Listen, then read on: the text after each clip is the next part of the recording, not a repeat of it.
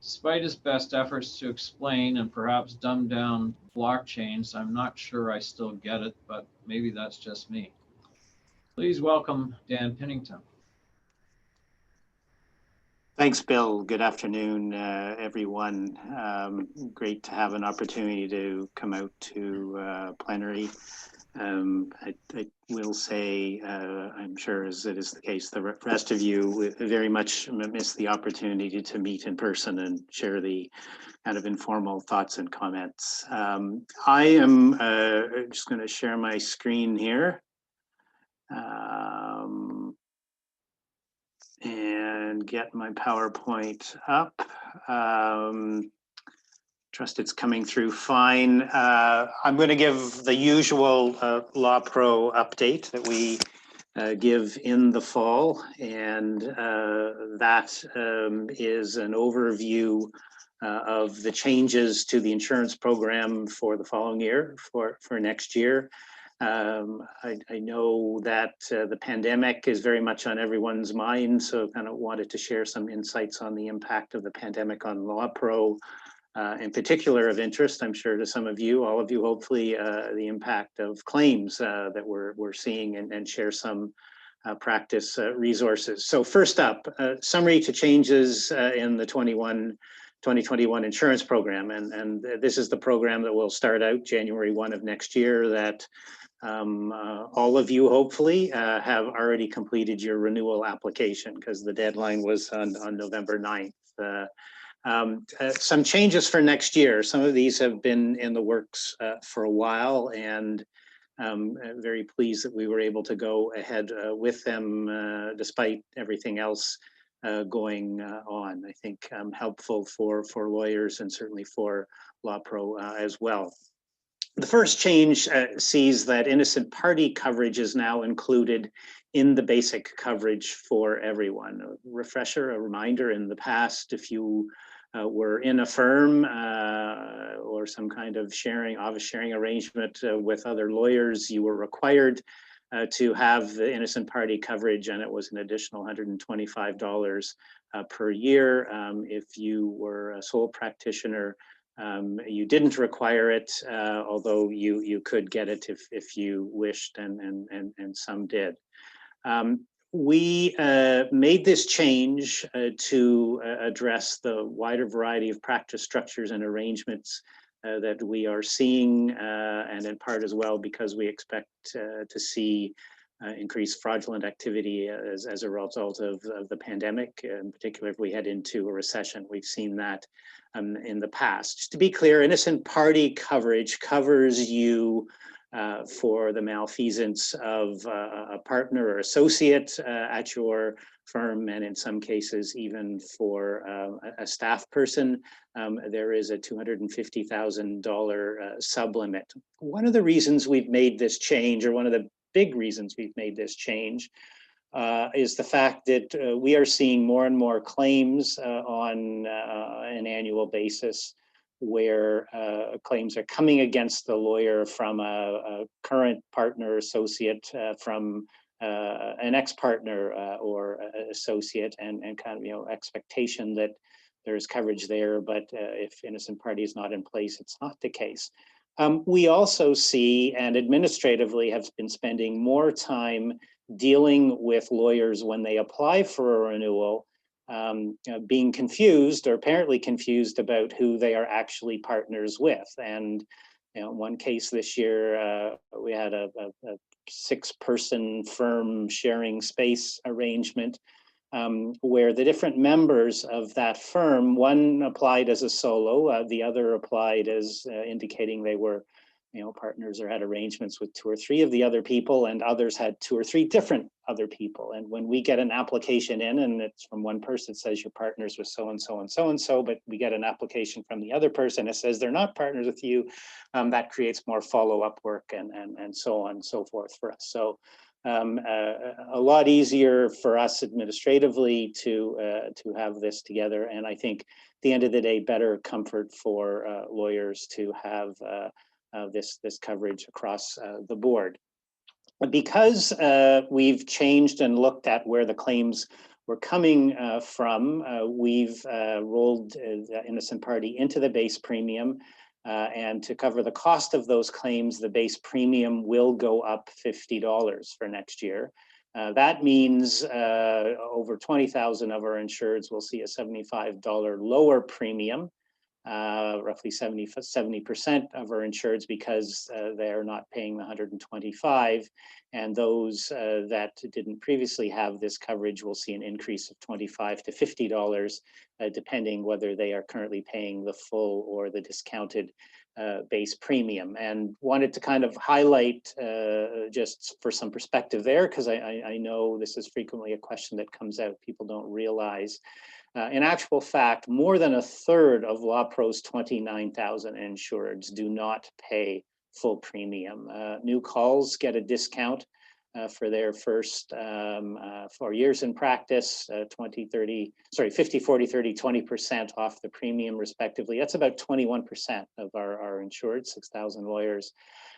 We've got almost 2,300 lawyers in part-time practice.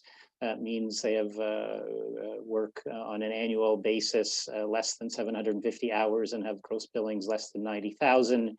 They get a 50% discount off the base premium. And those that restrict their practices to criminal and/or immigration law also get a 50% discount. And right now that's about 1,760 lawyers. We do those discounts based on actuarial analysis of the claims risk that those different categories of people have. If you're a new call, you have a lower risk of claims. If you're part-time, you have a lower risk of claims. If you're doing solely criminal immigration, you're a lower risk of claims. So that's why we do that. We also have the designated agencies discount, including, and that includes some lawyers who are working for civil society organizations. That's new as of last year. And they actually get a 75% discount. And there's a handful of lawyers in several different agencies that get that discount. And then we also have our LawPRO risk management credit. If you take designated approved programs that qualify for the LawPRO risk management credits, you can claim up to $250 credits against your premium for the following year. So a great many lawyers get discounts. I won't go through the specific examples on this slide, but here are several kind of examples where different combinations of deductible choices, early kind of lump sum payment discount, and so on create different premiums. The last example being one where the lawyer has one claim. There's a claim history levy surcharge of $2,500 on the otherwise basic premium, and that would be the case for the 5 years after there's an indemnity payment made on a claim. Just some examples there. There's more up on our website. The other big change we made this year was kind of consolidating the renewal deadlines. This has been an ongoing problem. We have several thousand lawyers who are fairly casual with the LawPRO renewal deadlines each year, and we wanted to make it simplified, make it fair for everyone, and lower the costs by reducing the administrative work that we have to do with follow-up emails and phone calls. And in some cases, by the end of the day, there's several hundred lawyers that we will have emailed or called 7, 8, 9 times, and some actually go into the following year without having a policy in place. So the new consolidated renewal is that November 9th was the deadline to apply. And if you didn't apply by then, a notice has gone out to you, and there will be a surcharge of $600. In prior years, that was $885. And if you complete your renewal by the late filing deadline of December 1, that $600 gets reduced to $350. dollars. And that surcharge, again, is not pulled out of the air. That surcharge reflects the extra claims cost that those folks that regularly don't apply for renewal. They have a far worse claims record than those that file on time. And to ensure fairness for everyone, we will be strictly enforcing this surcharge. New this year, easy one-click renewal. We were amongst the very early insurers of any type that did online renewals, and virtually everyone, a very high percentage of our insureds renew online. And this year, I'm very pleased to say, recognizing that many go from year to year with no changes to the different their policy options. We instituted a one-click renewal. If you weren't changing anything, simply one click and your application was completed. And we were very, very pleased to see 65% of those that were eligible for one-click renewal participated in that. So it saves you time. It saved us hundreds, if not thousands of hours of time in terms of renewing and going through policies there. Okay, lots of talk today. I saw Diana's presentation earlier on the COVID-19 impacts and kind of wanted to focus in on what's happened at LawPRO in that regard. I'd like all of your firms, I'm sure, business as usual as much as possible. A majority of our staff are working from home. The transition to work from home went fairly well. Few technology glitches getting people hooked up, but it's gone well. We still have minimal kind of essential work occurring at our office. Like I'm sure many of your firms, checks still have to be printed and signed and mailed out, and we do still have people wanting to deliver things to our office. So we have a minimum number of people going in and getting those essential tasks done. Everything's happening as required, albeit sometimes a little bit slower. We have moved a number of our processes into being more electronic.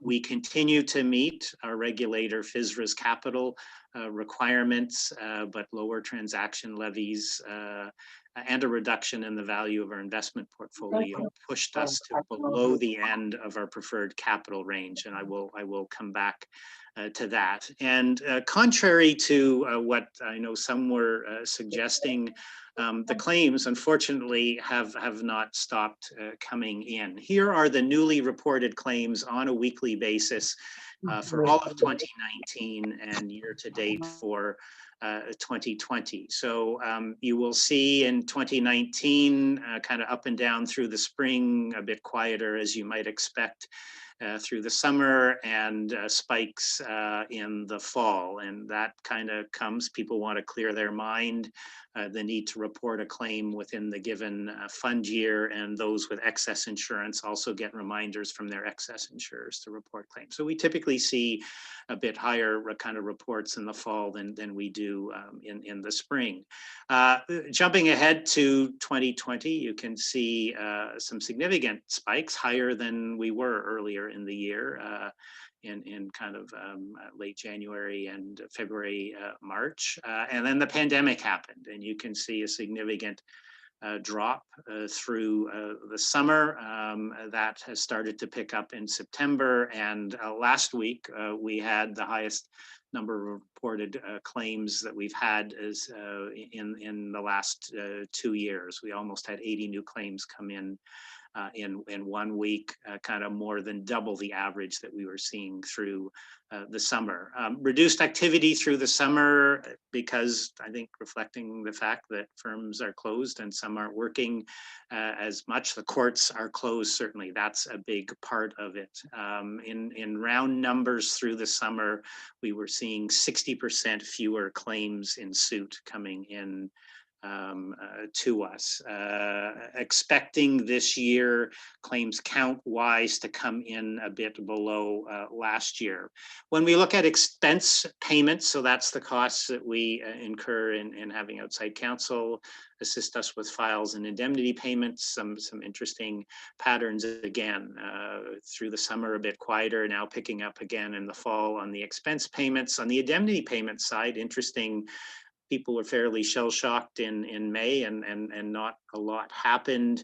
I think the April spike and some of the June and more recently the October numbers reflect the fact that we've got some claimants willing to settle their matters now and take something now rather than waiting for the pandemic to reach through for the courts to open back up again. So we're watching that closely. It has very much changed the very predictable patterns that we typically see in how files are handled and how payouts and files happen. When we look at claims by area of law, I think some pieces or changes here you might expect. Litigation down to a quarter of our claims from a third. And I think largely they're reflecting the fact that the courts were closed or are working a great deal to reduced capacity. Real estate a bit up. Wills and estates are up as well. And that's if I look at the raw count on that, there are actually more estates claims year to date this year than we had all of last year. I'm not exactly sure why that is happening. Family claims are down, I think a reflection of the fact that the courts are greatly closed or working on reduced schedules. There. In round numbers on the litigation front, a quarter to a third of claims would come in the same year that the work was done, but another third kind of the following year or two and others further on from there. There's your kind of raw count. So you can see there, significant drop in litigation matters. The real estate matters are down, reflecting fewer deals happening kind of through the summer, but that's picking up. There's your higher number in wills and estates, and the family number is down again, reflecting the fact that the courts are closed. When we look at type of error, some interesting trends here. Communications about the same. People still communicate largely the same way. Inadequate investigation is up. So this is just not kind of asking the extra question, understanding the client's situation, digging in, getting all the information to give advice. And that's probably to be expected given we're kind of remote and not perhaps meeting clients in person as much or following up on things. Time management is way down. I think that's a reflection of the fact that a large proportion of our time management claims are driven by the litigation area. So reduced litigation claims means reduced time management error type files. Clerical is up 50%. And I think reflecting the fact that lawyers and staff are working from home and they're separated, and while the bigger things are getting done, sometimes the smaller things are getting dropped or missed. And I know I see that in LawPRO operations where I miss being able to walk around the corner or down the hall and have a quick conversation and follow up. And I'm sure that's the case in many law offices as well. Right now, we have about 29 pandemic-related claims, and largely these are textbook examples of what we would see in an economic downturn. So kind of some examples of the fact scenarios. First one where the underlying value of the assets are impacted by the pandemic and the client then alleges an error by the lawyer on the commercial or real estate deal. One party to the deal wants out and the other wants to close the deal, and the party that wants out is alleging an error by the lawyer, and that sometimes can be a very minor error, a missing comma on page 24 of the contract, which otherwise in a good time when the deal was wanting to close, people would overlook those errors. Now those errors, even if they're small, are a big deal. Or where the client is alleging a delay by the lawyer caused the losses. And we've got several claims here kind of in the state's context where the client is saying, had the lawyer moved the matter along and obtained probate more quickly, the assets would have been worth more. Limitation periods and procedural deadlines, of course, we had, they were suspended by the emergency order for roughly 6 months. So we are seeing claims there where lawyers just basically said, look, I was out of the office, I messed things up, didn't get something filed in time. Also seeing confusion regarding how to deal with the suspension, temporary arrangements that were put in place during the suspension, and now with the lifting of the suspension afterwards, and just basic operational errors where my office was closed, I didn't get something done. In round numbers, just less than a third of the claims we're seeing are limitation period claims, and almost 2/3 are underlying value of the asset type claims that we've seen. Again, that's very typical. So looking ahead, economic downturns always mean increased claims costs and counts, and in insurance language, severity. That means the average cost of the claim is going to go up. And as I said, there's a few buckets that these seem to fall into. Client blames the lawyer for the losses, and this can be something, you know, the contract you drafted for me didn't have a clause that, you know, predicted the pandemic and would have got me out of a bad situation that I'm in now, or again, the allegation that the delay in moving the matter forward or handling the matter caused lower valuations, client wanting out of the deals. Also see situations where lawyers try to help their clients by doing inappropriate things like backdating documents. We've got one of those, or otherwise taking shortcuts. And typically in a downturn, we see, as people get more desperate, more misappropriations and fraud. And of course, the global shutdown makes this time bigger and different. In the 2007-2009 recession, we attributed an increase in claims costs of roughly 15%. Due to that recession, and we're kind of using that as a touchstone for judging where things may go here. I'll dig into that. So factors that increase claims cost for us: the economic downturn, seeing more limitation periods issues, more misappropriations, clusters of claims. These don't happen often, but when they do, you can see 5, 10, we've seen 30 files be a problem where a lawyer has some kind of mental health or personal issue breakdown, and a bunch of files are dropped. And unfortunately, even in a firm setting, we often see that these things are not caught. No doubt the pandemic and being isolated is causing more mental health issues. We don't always know that they've occurred. Sometimes it's obvious that there is something up, sometimes it's not, but it's a concern for us that this is an issue that may increase claims. More cyber claims, people are more relaxed, they're working on home computers. I don't have hard numbers on this, but certainly we are seeing cyber claims. We are seeing firms continue to be hit by ransomware. People that are dabbling, trying to take anything, help everyone, and the more estates claim. Decreasing claims costs, reduced defense costs because there's less work going on, the courts are closed.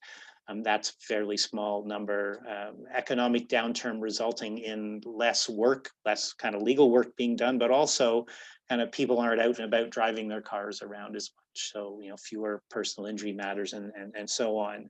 And fewer lawyers. Earlier on, we expected fewer calls this year. As Diana pointed out, that doesn't really seem to be the case. We've not seen any really significant number in the new calls that are coming on board and becoming insureds.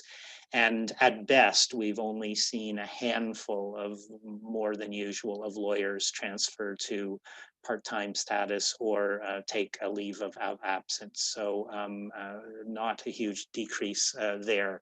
The pandemic financial realities for LawPRO looking forward. I think our claims count for 2019 is going to come in a bit lower than it down from 2019. Our claims costs, however, are looking similar. So notwithstanding a lower number of claims, our costs will be a bit higher. or roughly the same as last year. Our transaction levies from litigation and real estate matters, several $1 million lower than budget this year, again, reflecting the fact, at least through the summer, fewer real estate deals, things are picking up now, and the fact that the courts have been closed. And so that really hurts.